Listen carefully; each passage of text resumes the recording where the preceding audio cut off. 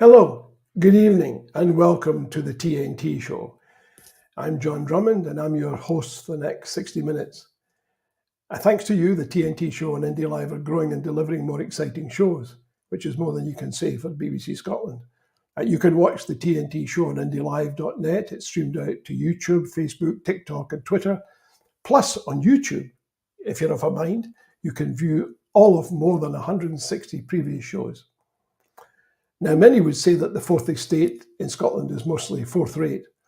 So if you're upset by the media coverage of political events and you're about to see that writ large coming up, where journalism is often junked in favour of stenography and or rehashed news releases, or worse, where conjecture and hearsay replace facts, if you're looking for an alternative voice, well, you found it. We're here for you. Now's your chance to be here for us.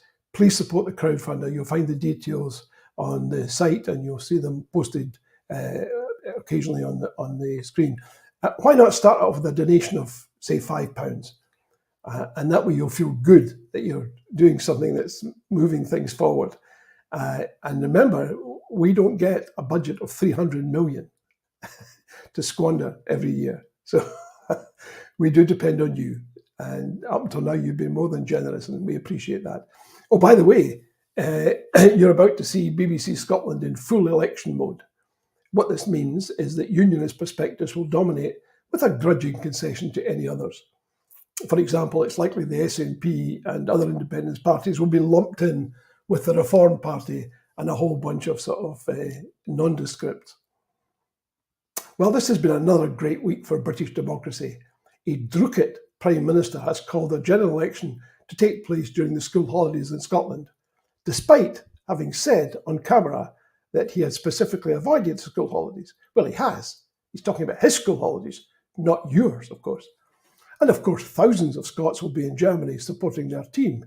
One estimate says 200,000, and a whole bunch of them will be likely SNP voters. So, I mean, you couldn't think of a less appropriate time to have an election from a Scottish perspective. The opposition leader, Keir Starmer, almost submerged in union flags, says he is for change. Possibly, like the Tory party planners, he is unaware that almost 70% of Scots identify as such, and scarcely 16% view themselves as British. It may also be tempting fate to have set the polling date for July the 4th, Independence Day. Well, I want to repeat my invitation that I made over the last two shows to Alaba MSP Ash Regan to come on the show and give Scotland her point of view. We're looking forward to hearing from her. Tonight, we'll be talking to a special guest, Denise Findlay, and she will be discussing the brand new iApp, AYE, that enables people to register to vote, use a postal vote, and much else beside. You'll be astonished. And she will be taking your questions live. There's still time to put a question. You'll see the details on the screen. TNT, as you know, stands for The Nation Talks. So in many respects, this is your show. We're live and we're free, unlike the BBC, so no license, no problem. Now to our guest. Thanks so much for joining us, Denise. How are you? Hi. Yeah, fine. Thank you very much. Where are you speaking to us from? I'm speaking to you from the Yes City, Dundee. There you are, you see, folks. Yes. On the fringes of the Central Belt. People often say, get outside the Central Belt, talk to people outside the Central Belt. And we try very hard to do so, I have to say. Now, the iApp, I mean, it sounds very exciting. I mean, tell us in your own words what the benefits of the iApp are and how people can use it. Okay. So the iApp was born from an initiative by Leanne Tervitt. So what happened in 2014 was the working class living in the council schemes of Scotland, they heeded the call and they mainly voted yes. I was at the count in Dundee and I saw the boxes coming in. I was at the table with the Whitfield boxes, and I will tell you, they were 80% yes. They were just stuffed with yes votes. That's because they had hope and they had a reason to vote. And they came out to vote, and they were voting for a better future for their children and for themselves. And it seems to me in the decades since that these working class people who put their faith in Scotland and in the SNP, but mainly in Scotland, they've been let down.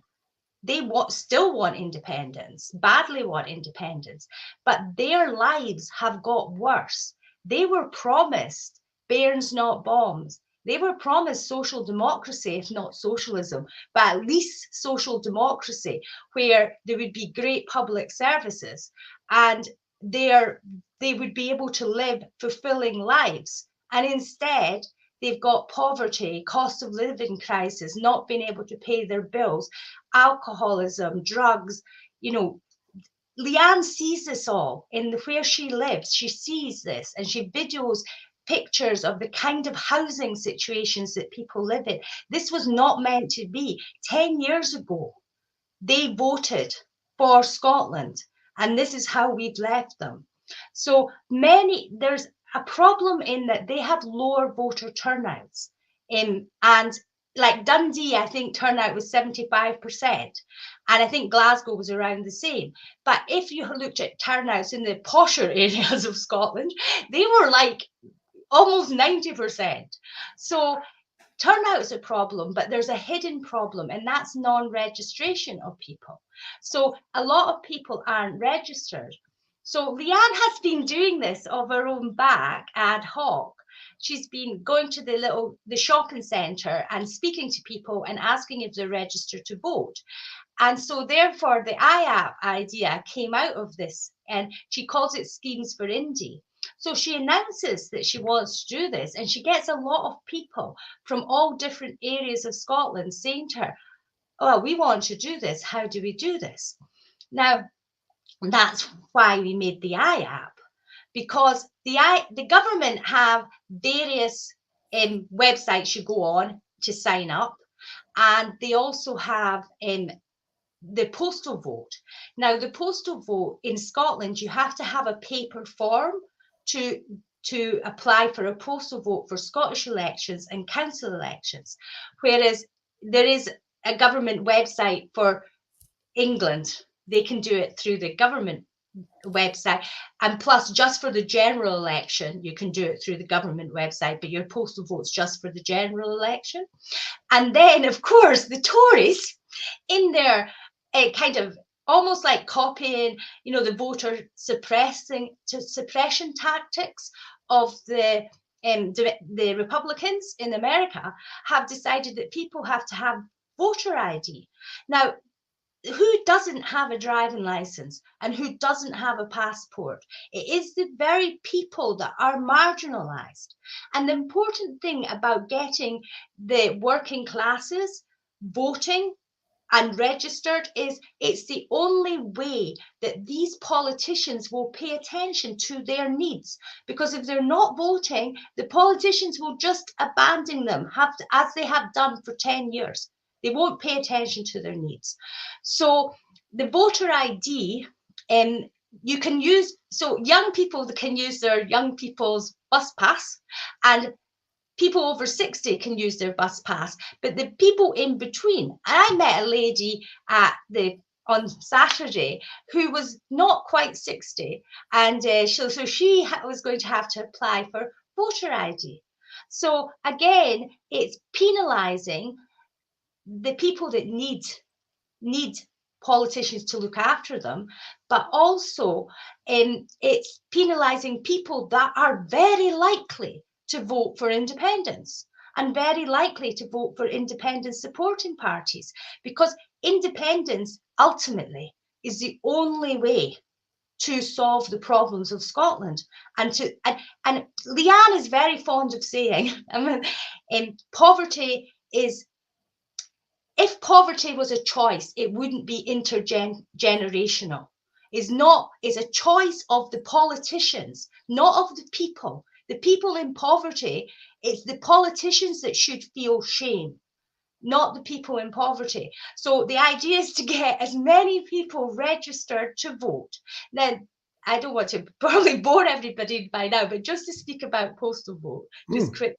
The postal vote, if you are on 0-hour contracts, if you have caring responsibilities, if you have young children, if you're not in the best of health, or even you're not in the best of mental health, getting to the polling station on that one day can be hard. And postal votes are a good idea for you. So the idea is everybody that's entitled to vote, register to vote, and everybody that is registered votes. There's no barriers to voting, not by voter ID. And if you have specific circumstance, you can vote by post. And so we made the iApp to make it easy, and we also made videos. The videos explain the consequences of what you're doing. Like, for example, you don't have to be on the open register. Not so many people want to be on the open register. You know, maybe they've had, you know, they have reasons. Now, if you don't go on the open register, it actually doesn't make a difference to things like your credit rating. So it's important that people know they have a choice. They can be registered to vote, but they don't have to have their name on the open registers. We've had someone get in touch. Quick question, Denise, just to amplify what you've been saying. It's from Heather McLean, and she said, all the more reason to get people signed up for the postal vote because you don't need a photo ID. Yes, it is an or. So if you apply for voter ID, it asks you, it says, are you intending to vote in person? And you go through that workflow, that section of the app to get your voter ID, but only if you are voting in person. If you have a postal vote, you don't need the voter ID. So to my mind, get both, to be honest, just in case. But that's just me, belt and braces. So let me get this right. I'm trying to make this as simple as possible for myself. If I go on the app, provided I'm registered with my local authority, I'll be able to find myself on your app. No, we don't have that. What it is we have to just ask. So the app functionality is, this is interesting, the question you ask, because this is one of the things that we can add in. Because at the moment, we don't have the ability to know whether you're actually registered or not. So you have to say, like, oh, I'm not registered to vote. Now, we would know from the electoral roll, so we can add it into the app at a certain point. So our app doesn't have that functionality at the moment. What it does is, like, you would have to know you weren't registered. And in fact, I think somebody tested it out and they made an application and it came back to say you're already registered. So you have to have an idea that you're not registered. Now, campaigners will tend to, once we have the electoral rolls integrated, then we'll be able to know that you're not registered. Is this integration, sorry to interrupt, is this integration planned to take place before July the 4th? Well, you see, that's the problem, because we didn't think that we were going to have the general election on July the 4th. We thought it was going to be in the autumn, but so the integration of the electoral rolls, we haven't done it yet, basically. So what will people go on the app and they want a postal vote, let's say. A prerequisite is that they should be on the voters' roll, is that right? Yes, so they should know. But when they apply on the app for their postal vote and they're not on the electoral roll, they'll find that out. Yes, what will happen is, so what the app does is, I told you that they're taking an electronic thing of the application, and that gets sent. The app does this, the person doesn't have to do it. But the person needs to supply their email address. So the email address with the application form goes to the electoral registration officer at the council. So it goes to it goes to the individual council. So the app uses the postcode to tell what council it is, and then it has a list of all the email addresses, so it sends it off. Now, when that council gets the application, they write back to the voter. They usually just write back to say, we've got your application, and it will let you know if there's any problems. In this case, they'll write back and say, we've got your application, but I'm afraid you're not registered to vote. So then the person will register to vote. And how long does the registration to vote take? It's almost immediate. Really? Okay. Yeah, so it's very good. let me try and summarize. The app enables anybody to use it in order to, first of all, establish to apply for a postal vote. If in the course of that, and the big advantage of that postal vote application, well, there are many benefits which you've already covered, but let me just deal with one, which is that you don't need a photo ID. So the person applies for a postal vote, then they get feedback that's saying, well, it would be lovely to give you a postal vote, but you're not registered. They can then register. Yes. And will the council, and you say that process takes a small amount of time, and then I assume, tell me if this is right, that the council will then write back and saying, or do you have to reapply? No, I think the councils, the electoral registration officers are actually really, really good. Yeah. So once they get registered, they have the postal vote form. It will all be processed. Okay. So I mean, each one will be slightly different because each council has a different electoral officer. But the beauty of it is that there'll be thousands of people in the position that you describe, it seems to me, particularly since this whole business is being, it's like wham bam, thank you, ma'am. In other words, this guy pops up, Drukit, and says, on Independence Day, you need to go out and vote. And there's been loads of people who've got, it's not just the school holidays, it's the fact that they've got somebody to look after their kids, it's just a whole raft of things. And presumably most people have already made arrangements to go away if they are going away, right? So you're talking about thousands and thousands of people, right? All already committed to not being in the country. So for them, a postal vote is ideal. It seems to me that what's important now is to make sure that this is properly publicized so that people know that this facility exists, how it works, and how they can use it, and how that usage can benefit them. Because it seems to me, if one big advantage, this is a side issue, but it's a fact. I suspect that Sunak's people perhaps looked at the possibility of the Tories hanging on to a few seats and figured, well, if fewer Scots can vote, there's a much higher chance of those seats being kept, rather than having it in November, where the economy presumably would have gone to the dogs again. Yeah, I also think that it's possible factored in. This is just me because I'm suspicious of Tories. They might be factored in the fact that the 10-year anniversary of the Indie Ref was in September, and that would just be just as the campaign was starting. And maybe they didn't want Scots getting ideas. Yeah, my sense of it is that they don't get into that amount of detail. Everything is very everything is very metropolitan. And when I watched Keir Starmer tonight, the strongest impression I got was this guy didn't have any ideas for practical ideas for change. He had lots of sound bites, which no doubt will be covered in enormous depth tomorrow by all these fourth-rate reporters that I talked about at the beginning. But the reality is that when they take over, since they plan to do pretty much the same as the existing government is doing, then the likelihood is that they will confront the issues that this government would have faced throughout the rest of this year and make a mess of it. I can't see any other alternative. They don't have anyone there that I can look at and say, this person is a person of genius and will dig the country out of its present hole. What I see is a bunch of shape-shifting individuals who will respond to whatever question you put to them, they'll say yes.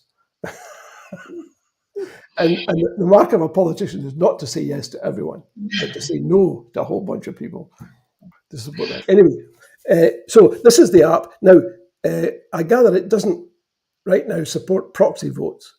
In other words, you can't name somebody to vote for you. So that's something we might be able to add very quickly to it, because again, that's a straightforward. And a couple of things though to point out just about it is it can be for individuals, but really it's good for campaigners. So if you have especially during this period, if you're doing street stalls or canvassing or any interaction with voters, take the app with you. And then if you're at house and you see number 22 isn't on my canvas sheet, go to number 22 and sign them up. So it should be used by campaigners as well. It was actually made for campaigners. Sorry, just run that past me again. So here's the app. The app doesn't store any data, does it? It sends everything off. It sends everything off. Yeah, So if I'm out canvassing, Mm. how do I present the advantages of the app to somebody who opens the door to me? I mean, Yeah. and how does somebody responsible for canvassing exploit the app? Yeah. So it's really for people that are, I mean, especially if you're in an area that you know is a strong area. So say you're the SNP and you're in a strong SNP area. I mean, most likely the people that aren't registered are going to vote SNP. So basically, you're just doing it on, the law of averages. I mean, it wouldn't be fair to deny somebody, to not help somebody just because they weren't necessarily going to vote for you. So what I'm suggesting is if they have the app and they are going, we've all been canvassing and we found like gaps in the canvas. So there's a couple of houses in the street that nobody's registered at. Now you can go to that door and say, I don't have you on my canvas. Would you like to get signed up? And then they can say yes or no. Sometimes they'll just be like, I'll never be Sorry, voting. what are they signing up for? They're signing up for the app, or they're signing up No, for? just sign the person on the app, use the app, fill in the information about the person, register that person to vote. Okay, Yeah. and I mean, this is You very have the app naughty. on your phone, not This is a them. very naughty question, Denise, Yes. and I Yes. apologise for it in advance. But let's put it down to a bit of shaky ethics on my part. Yeah. We're all familiar with what the Labour Party did in parts of Birmingham and what the Tories do consistently throughout the country, which is that they have the postal votes returned to them. Mhm. Would that be possible using this app? No, because the app is postal vote applications. What the problem is, and I think they've been doing it, and there's new rules for this election to prevent it, because now so this app, what it's doing is applying for a postal vote. So the person applies, the app doesn't deal with the postal vote getting sent to the person and the person filling it in and sending back. But what you're talking about is where some Labour apparatchik or whatever had a pile of like 200 postal votes and delivered them to the electoral office. That was the votes, Yeah. right? That has been stopped. And I think there's a maximum now of about 10 that they're allowed, and there's a lot of rules around it. Yeah. So they can no longer do that. So Well, our app doesn't deal with the actual votes, it just Got it. deals with the application. It's based on an individual Yeah. taking action Mhm. in order to make sure that they have a vote on July the 4th. Yeah, but also by campaigners. So what Leanne does is she gets a little table and she's got leaflets, and the leaflets are explaining about your rights to vote, basically, just information. And she then she makes her little table and she sits outside the shops in her area and she registers people that aren't on the register, that are just going past. She just asks, or she asks if they need, she just chats to people and sees if they need postal votes or not. And her kind of vision is to have this kind of campaign in all the schemes where there's people in the schemes with the app that will just make sure their neighbours are signed up. Like I remember in the Indie Ref canvassing in Douglas and Dundee, and I went to this closey, and there's like about 6 or 8 flats, and there was a woman in the bottom flat, and she said, "Nah, don't you mind about here? I've got them all voting yes," So she'd got her whole closey as yes voters, and she was the boss, They were voting yes. So that was the kind of She idea thought. to have people in the actual living in the area, with the app. So if anybody needed and they signed up, this is the vision of it, just so nobody misses out. And Yeah. they don't actually have to be able to use the technology. I Yeah. call it assisted. It's assisted. They're assisted in doing their Yeah. applications by the campaigner. You know what would be really good would be to have a Canvas app, one like this, but purely addressing canvassing. Yeah, that's what our next phase is, the canvassing, because this is a really important thing for people that are independent candidates. And now the independent candidates sadly have very little time to get profile and get known. But the idea would be is the problem for independent candidates is that they have a number of handicaps. One is that they're not allowed electoral rolls until their nomination papers are in. So, of course, we're registered as a non-party campaigner, and we're registered so we can get electoral rolls for the canvassing. And then the other thing is they don't have Sorry, the ID. who's we? Our group, our IAP group. Yeah. We're registered as Indie First with the Electoral Indie First, Commission. okay. Yeah. And we're also registered with the Information Commissioner Office, you know, because it's professionally done app. So we have a data controller, data processor, GDPR agreement with the development company, and so on. Now, the trouble for independent candidates and smaller parties is the IT cost for a party is prohibitive. It's really, really expensive, tens of thousands of pounds for canvassing and membership database. And therefore, what we were wanting to do is to do a very cost-effective version of this in order to level the playing field for the independence candidates, and even independents at council elections, and the smaller parties, the smaller indie parties, so that they would be able to have more of a chance and more of a level playing field. People say independent candidates, they don't do well, and it's because they have so many handicaps.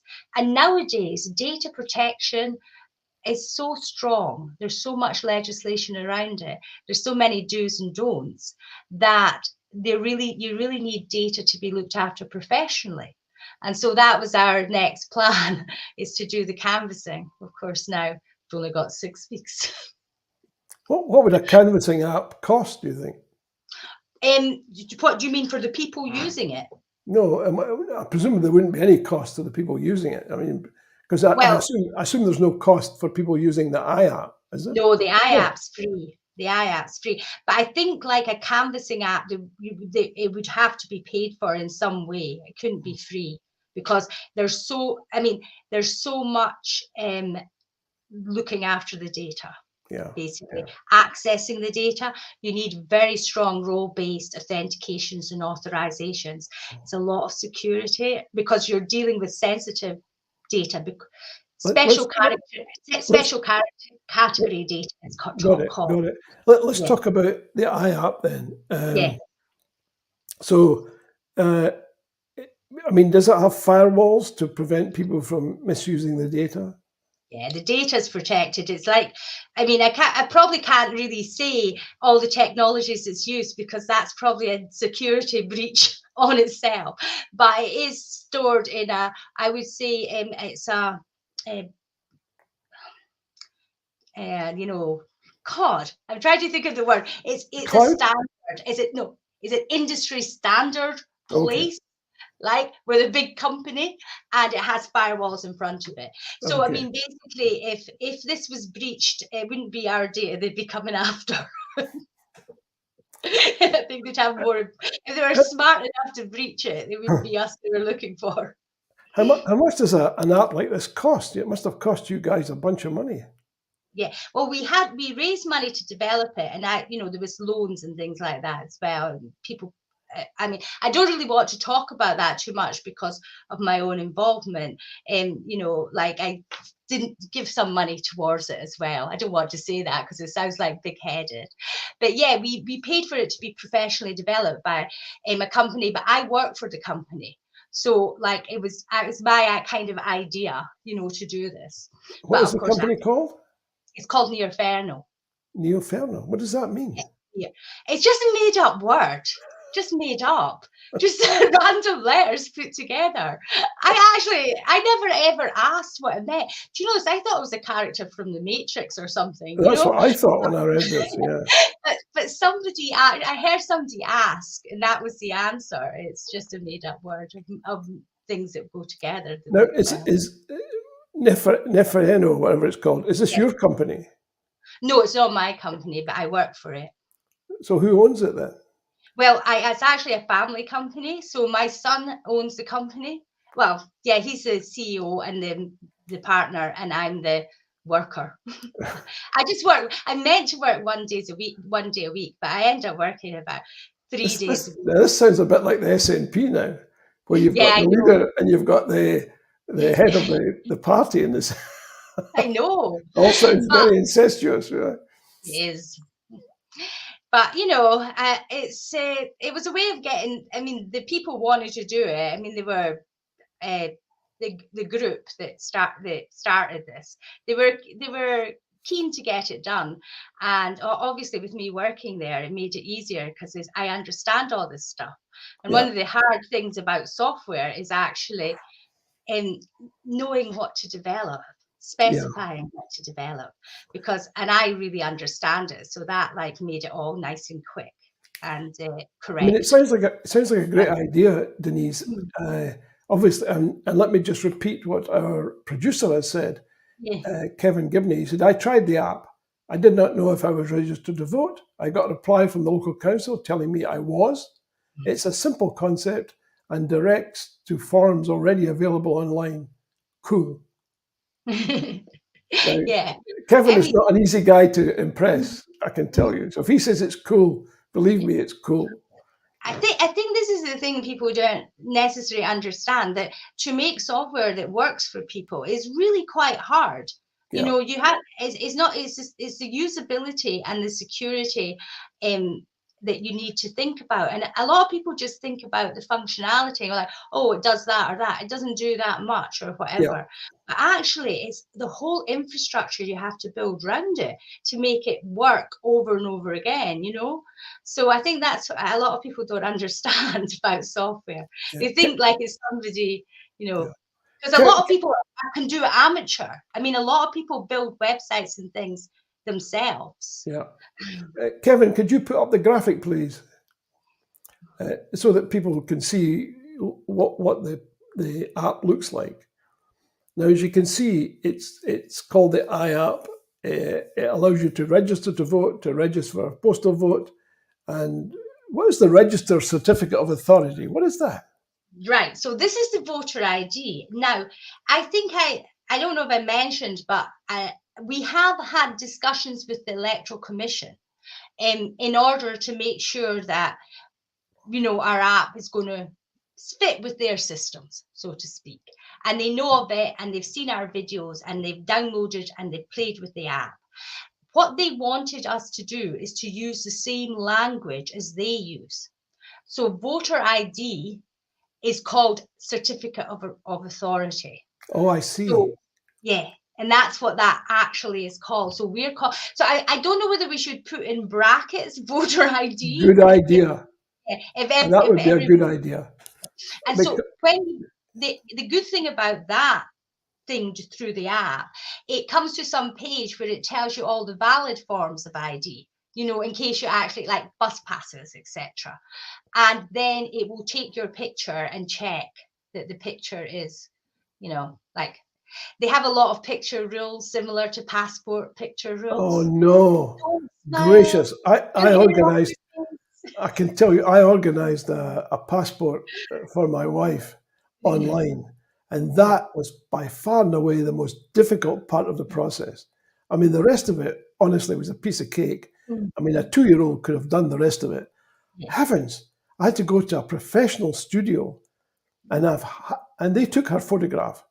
And I said to the photographer, I'm going online now and I'm going to post this photograph and we shall pay you once the Passport Authority has accepted it. And of course, the Passport Authority cops out. What they Yeah. say, what they tell you when you try to register is that we find this passport photograph entirely acceptable. However, others may not. And you think, well, who are these others? Because I'm not applying for anything else apart from the passport. And then they go through a list of things like, oh, God, I don't want to be stopped at the airport by security or this and that and the next thing. Yeah. So you really need to satisfy that requirement, whether Yeah. they're saying it's voluntary or not. And as it happened, and I could, by the way, to this day, I cannot tell the difference. But they loved the studio photograph. And I literally, I looked at it earlier today to see if I could distinguish, and I couldn't. Because she was wearing the same things. She looked exactly the same. And one was acceptable and one wasn't. How does that work? It's the software. Really? Yeah, I would imagine so. The software says, the computer says no. We're going to be getting a lot of that with AIs. Yeah. Well, it's an interesting one. It seems to Mhm. be, but it does help to underscore the value of the app, Yeah. because I suspect lots of people. I mean, I'd be astonished if people didn't find this exceptionally helpful. It's just a great pity that there isn't time to discuss it in greater detail, because we've got July the 4th is almost upon us. I mean, in electoral terms, it's almost upon us. I mean, it's crazy, crazy, crazy. Mhm. Mhm. So we've just posted the website. Now, I think, correct me if I'm wrong, one of the values of the website is that there's a video or two there. Is that right?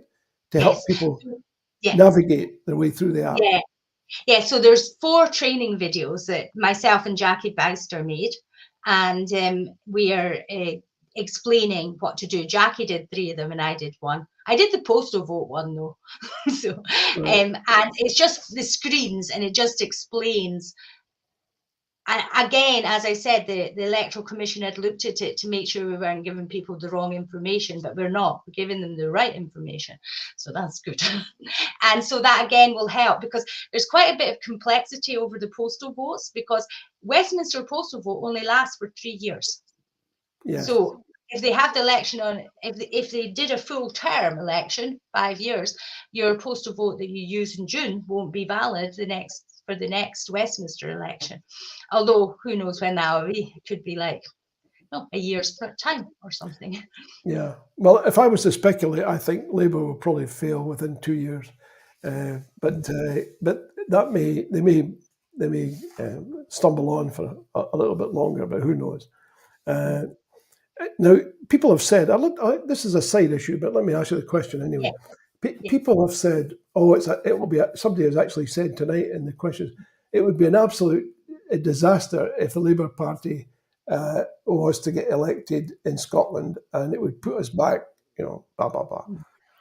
I maybe I'm wrong to be so sanguine, but I don't quite see it in those terms.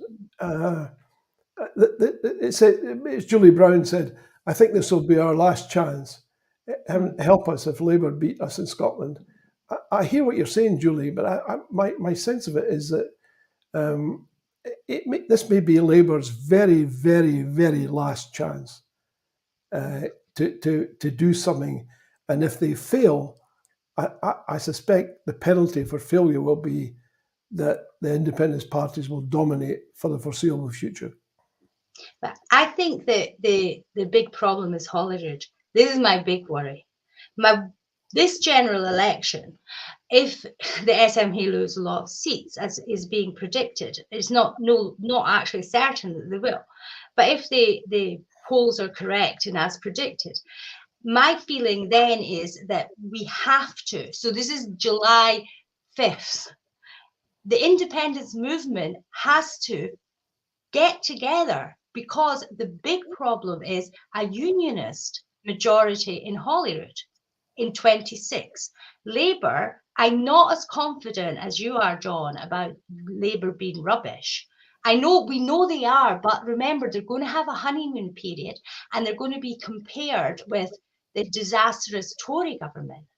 So I think, like Labour, if they were elected, if they get a lot of Labour MPs elected, then they will be able to use that as a springboard to try and get a unionist majority at Holyrood.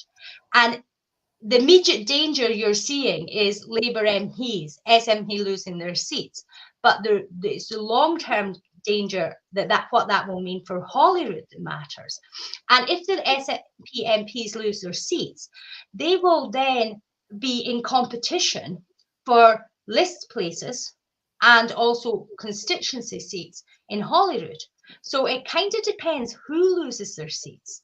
Because if the good ones lose their seats and end up in Holyrood, it's not necessarily a bad thing, because Holyrood is where we should have our best people, not in Westminster. The trouble with that is because the constitutional question has not been dealt with.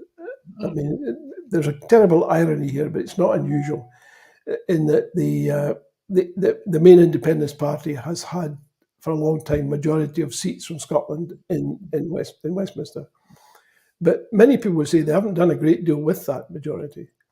And the reason for that is because you become institutionalized. It's hard to avoid it. I mean, it's happened to all of us, frankly, and I'm as guilty as the next person, is that you join an organization, in my case, it's been companies, and you begin to accept their principles, their ethics, their morality, and it's very hard to slough that off, because it's you either opt out, in that case you resign from the company, in that case fine, you can keep your own ethics, but once you're part of it, you really have to sort of go along with what pertains there, and that's not everyone can do that.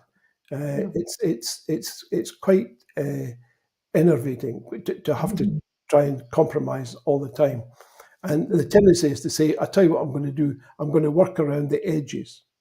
In other words, the whole place needs changing, and needs to be swept away and replaced with something which is more compatible with people's needs. But I can't do that. So what I will do is I'll potter about with this little project and potter about with that little project, because that's all I can do. Because the way the system is set up, I have no more influence beyond that. And it's a tribute to the people who work there that haven't gone completely nuts, because I wouldn't have been able to do it. I'll be honest with you, I wouldn't be able to do it. Because you've got pressure from Scotland to be more radical, but you're working in an institution which is designed not to be radical, except on the far right, that it can be as radical as it wants. You can stop boats, you can send people to Rwanda, you can be very radical, but you can't be radical on the left. And since most of your voters are on the left in Scotland, not all of them by any means, but a substantial number, you're constantly riven between these two values systems, it seems to me. Anyway, it makes they life shouldn't difficult. really be trying to fix Westminster. That's not why they were sent there. They were sent to settle up. They weren't sent down to try and fix it. Yeah. I take your point that they become institutionalized. That's why I am pretty relaxed about them losing seats. But I'm worried about the consequences for the Holyrood election if Labour have their tails up, and then they're just going to try and get a majority, not a Labour majority, but a unionist majority in Holyrood. And that's what we need to prevent. If we have to speculate, and since we are speculating, my sense of it is slightly different. Brexit has broken the UK. I mean, nothing to do with the SNP, and nothing to do with Plaid Cymru, and certainly nothing to do with what's happening in Ireland. Brexit has broken the UK. Until it rejoins the EU in some way, shape, or form, it's going to slump and go further down economically and otherwise, because you cannot leave a major entity like that. I mean, to give you an example, the reason that many people voted no in 2014, and I know this because I went on the doors and I spoke to pensioners, and they told me, I would love to do it, son. Boy, son. I'd love to do it, son, but my heart tells me to vote yes in the referendum. But my MP, who at that time happened to be Labour in my district, phoned me last night saying, I'll lose my pension. And I don't have any other income. So I'm going to vote with my head, and I'm going to vote no. And I thought, that's very sad.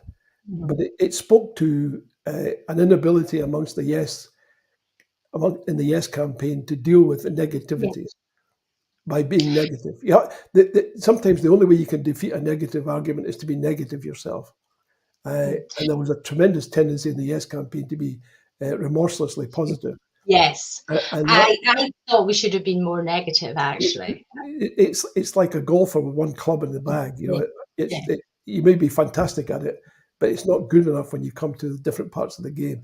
And I think that was a flaw, because it didn't address what these people thought was hugely important. Which was, for example, they said things like, you'll be better together. And, the way to have dealt with it in one respect, it's easy to say this in retrospect, would have been to build in some caveats, saying, if Boris Johnson is Prime Minister or if we have Brexit, then this vote has to be redone. Yeah. I think the problem I have is that they haven't addressed these. They've had a decade. If they're really serious, we should have. Everybody in Scotland should have know today the answer to the currency question. the answer to the pension question, because that could have been socialized for the last 10 years, but it hasn't been. And that always seemed to me this reason that I wasn't confident in Sturgeon's SNP, that she was going to go for independence, because I thought if she was serious, this whole exactly what was happening with the currency would have been thrashed out, and everybody would be able to tell you today what the currency situation was going to be, and everybody would be able to tell you today about pensions and about the border, but she never did. And I think Humza, when he came in with his papers, he knew it, he was trying, but then he got dumped after a year. So we'll have to see what the next two do. But one thing I forgot to say, because Scottish Independence Foundation funded IAP, just so you know. Right. They gave us not all of it, but they gave us a donation towards it. So thank you to Scottish Independence Foundation. And I'm thankful to them too, because they funded a study on the Constitution way back when, in which we discovered, amongst other things, that most Scots didn't know what a Constitution is. We need one. We need one, maybe, but most people, it fell on deaf ears. I mean, in fact, only just over 30% were aware that Ireland has a constitution. And the only country in the world that they thought had a written constitution that they knew of was the United States. Most countries do. Most countries do. Yeah, it's a strange old situation. So here we are. You've got the app. Let's assume it's up and running just now. People can use it. If they are uncertain in any respect, they can go onto your website. They can see the videos which feature you and a colleague explaining in detail how the app works. So really, folks, there's no excuse. I mean, I mean, you're right. The cost of social media is prohibitive. But I suspect, and this is an important point, I think, I suspect both Labour and Tory will be spending fortunes on social media. In other words, they'll be doing what Trump did at the last election, which was to write to people who are in favour of gun control, saying he was also he was against gun control, and those who were against gun control saying he was trying to get gun controls implemented. I mean, these were neighbours who got two different messages from the same source, both saying vote for me. So the reality is that it could be really interesting. We don't have a lot of time, but I want to ask you a question, because I was speaking to a guy called John Duffy. Do you know John? Yeah. And John has some real concerns, and he asked me if I would mind putting these to you. What is your connection to John? Can you tell me? Well, originally there was a group called Indie First, and we were the technical team of Indie First when and did the IAP. I think John's still Indie First. They were like looking for and supporting the independent candidates for the general election. Yeah. They were doing that, leaf whatever support for them, but we were the technical team. So myself, Jackie Bister, Jackie Anderson, we did the technology, all women technical team. Oh, I see. So John Duffy had no part in this? Not in the technical team, but in Indie First, we were all in it, yes. Okay. Yeah, so we were the technical team and we were doing the IAP. And Indie First specified, our specification of the IAP.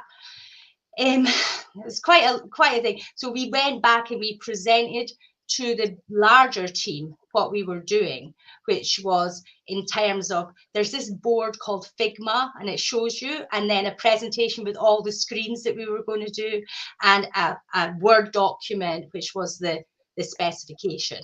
So we went and presented that back as a technical team, and then we got the IAP developed. And that's really as far as we've gone, is the development of the IAP. Although we want to do more. Sorry? So we want to do more with, the technology, but at the moment it's just the IAP. Right, it's just got the IAP. And you got some funding from the Scottish Independence Foundation. Yes. But I wasn't really dealing with the funding, so that's why I put some money in, but that's why I don't really want to answer too much about it, because I didn't really deal with it, so I might tell you something wrong. But I know we got it from Sif and me. So if you had a magic wand and you could wave it right now, what is your biggest wish? What would you like to see happen looking over the next 6 months to the end of the year? What would you like to see happen? Independence. I mean, that would be my biggest wish. Obviously, like SNP for some reason, or the other independent candidates all get like masses of votes, win all the seats, and declare independence. But I know that's a fantasy. But if I was to have a biggest wish, it would be that. Actually, I would like to see the SNP change and get their act together. I'd like to see a regime change in the SNP. I know we've got other parties and independent candidates, and I'd like to see some of them, particularly like Ash Regan. I really want her to keep her seat. She's brilliant. I'd like to see some of them. Let me interrupt you for a second. Sorry. Are you in touch with Ash Regan? No, not really. I mean, obviously, that's a shame, because as I said in my preliminary remarks, we'd love to have her on the show. Yeah. Yes, I saw you say that. And we say this every week, and nothing happens. We don't get we're issuing an open invitation, and nothing happens. So if you're saying that this is somebody who would be preferable to others, here's an opportunity for her to come on and tell us that. Yeah, I like her. I'd like to see the SNP get their act together. I mean, I know that Swinney gets a lot of criticism because he was leader, before, but that was 20 years ago. Maybe he's learned something in 20 years. I just like to see them get their act together, and as well as all the other pro-independence parties and people, in order to get a strategy and get independence, because the people are ready. The people have been ready for almost a decade, and we've just not had the leaders to do it. So I just want to see leaders, and I want to see the SNP step up and leaders step up. And it's maybe just us. We have to do it ourselves because the leaders aren't. You know something? There's nothing wrong with that. I mean, it seems to me that there's a British condition that says there must be somebody somewhere who's going to take this and run with it. Yeah. But if you look at other countries, they don't think that way. No. They say it's down to me to get this done. Yeah. And they don't necessarily aspire to leadership roles. They just say, if I was to wait until there's some sort of confluence of all the positive things, we will eventually get our way. In other countries, they say, no, I'm going to make that happen. Yes. I'm not going to sit here like a bump on a log and hope it's going to happen, and hope that somebody is going to be the leader, and hope that that leader is going to be effective. They get out there and they actually do it. You've done it. Yeah. By the way, I'm not suggesting for a minute that when these people do that, they all get on, because they just don't. I mean, history books are replete with people who tried to set up separatist campaigns, and they fought like cats in a sack, but they still achieved their objective. Yes. Because when the fighting would stop as soon as they saw the goal. Yes. In other words, if we stop fighting for 5 minutes, we'll achieve this, and the fighting went away. I mean, that's what I kind of hope. Maybe after the general election, the independence campaign all the movement should come together and just say, we need to get to our goal. Yeah. And we do. We can't keep putting it off. Let's just go for independence as soon as possible. But I think it'd be wrong to overlook the role of the average voter in all of this. Because again, it's part of this slightly Scottish. It's more pronounced in Scotland than elsewhere, which is that I'm looking for somebody else to do something. There should be a leader. Somebody should be doing something about this. Whereas in other countries, they tend to say, I'm going to do something about this. It may not be the best thing in the world. Other people might criticize me, but to heck with it. I'm not going to sit here and wait for this tidal wave of unionism to carry us all away. I'm going to fight against it with every fibre of my being. But we have got it, because nearly 70% of people say they're Scottish only. Yeah. So if we could get a referendum or a plebiscite election, like Angus MacNeil always calls for, then people would vote for independence. Well, I'll give you a simple example. We interviewed the leader of the SNP at Westminster. Stephen Findlay. He was awfully good. I like Stephen a lot. During the course of that interview, I asked him a question. I said, the SNP has committed itself to setting up a constitutional convention. Who is in charge of that? He said, I'll get back to you. And that was about 4 months ago, 5 months ago. We're still waiting. Yeah. The beauty of a constitutional convention is it enables everyone to come together. And it has to be organised by, I suspect, the government or the SNP. Or so. But I'm still waiting to hear who's in charge of it. Now, this is not rocket science. Yeah, I mean, it's simple. I mean, if you genuinely want people to get together under one banner, this would be a terrific way, a useful vehicle for doing that. Now, of course, call a meeting. Well, there would be fighting. Of course, there would be fighting. Because Denise Findlay would say, "I want this," and John Drummond would say, "I want that." But that's the nature of things. That's not to be shrunk from. The example I was talking about earlier about the Americans, and they declare independence, but prior to independence, they all fought like cats in a sack. Yeah. And then, as soon as independence was actually agreed at the Treaty of Paris with the British government, they went back to fighting again. But I think you're right about the convention, and we were promised one by Nicola Sturgeon in January 2020, which has not happened. And I think the one that Humza had, they said they were going to have one. Do you know what I think it is, though? I just think that they just are too lazy. Just get it together, organise it. What are you hanging about for? I just think it's laziness on their part. Stephen Flynn could do it. Stephen Flynn could book a room, invite all the leaders that he thinks along, and start the convention. Why can't he do that? Well, and indeed, the interesting thing is it might happen inadvertently if Labour get lots of seats in Scotland, because then I suspect the independence parties will stop looking at their navel and start saying, hey, we need to reach out to people, because we know if what you described earlier, it must be an open goal. If almost 80% of the people in a country say, this is my allegiance, this is how I identify myself, then the fact that you can't exploit that to the fullest, it seems to be a mark of failure in a way, because most marketing people, as you know, would give the right arm just to know that they have a bunch of people, a majority perhaps, who favour their product, even before you describe it. I mean, and I wonder how many people who vote yes actually worry too much about the currency, actually worry too much about a constitution, actually worry too much about cost of living. I suspect all of these things are important, but I suspect at the end of the day, it's a gut thing.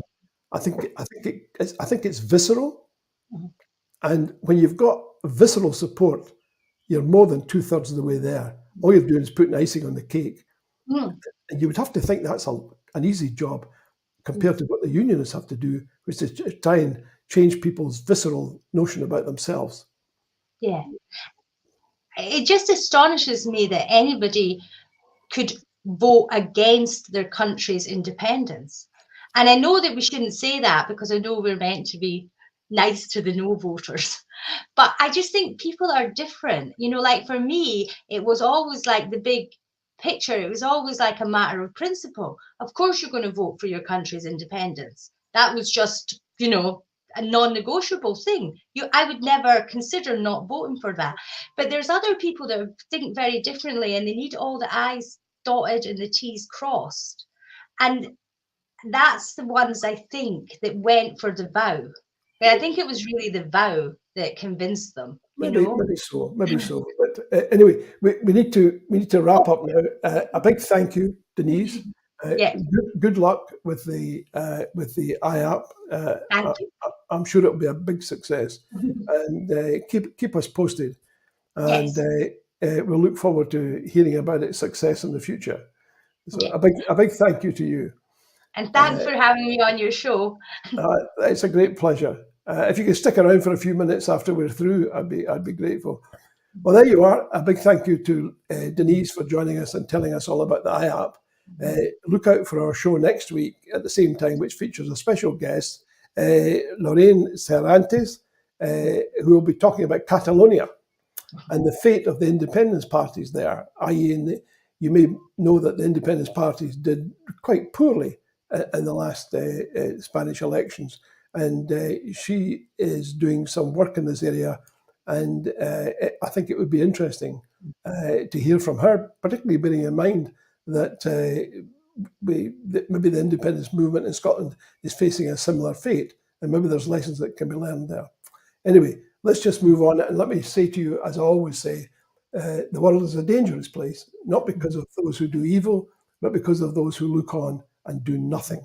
So to all of you, thanks for joining us. Stay safe and take care. And please, please, please head right now and put a £5 on the crowdfunder. Do it for me. Thanks. Good night.